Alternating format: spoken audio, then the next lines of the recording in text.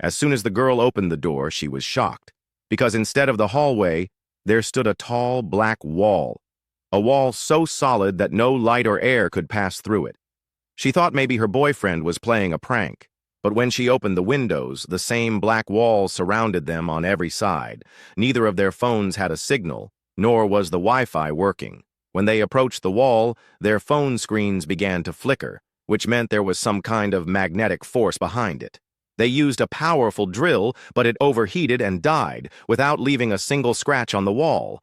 Then they tried drilling through doors, windows, and other walls, but the entire apartment was sealed from the outside. Suddenly, they heard voices from the neighboring flat. They made a small hole in the wall and saw that the couple next door was also trapped, just like them. Now, everyone joined forces to escape, but all around them was just the same black wall. To make things worse, the water supply had also been cut off. When they touched the wall with a metal object, it stuck to it and started vibrating. People even got injured.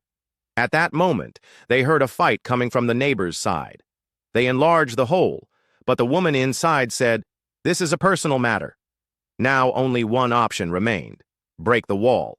One man struck it with an axe, but it didn't even make a dent. Then they remembered that the building was built over an old underground bunker.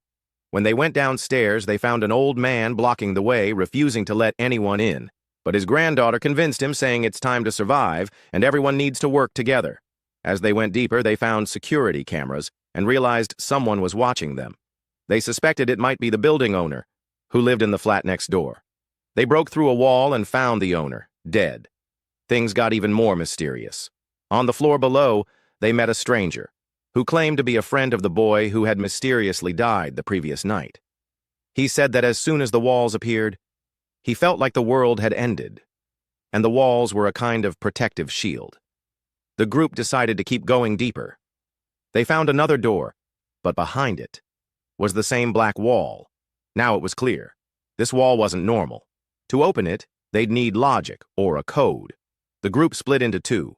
One started looking for manuals, the other searched for a secret room. In one drawer, they found a remote control.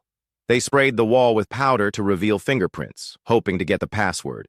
The room opened, and they discovered that the building owner had installed hidden cameras in every apartment. They also learned that a previous tenant named Anton was murdered by his friend Yuri, who destroyed all the evidence. A neighbor who happened to be a programmer recovered the code and installed the program on her phone.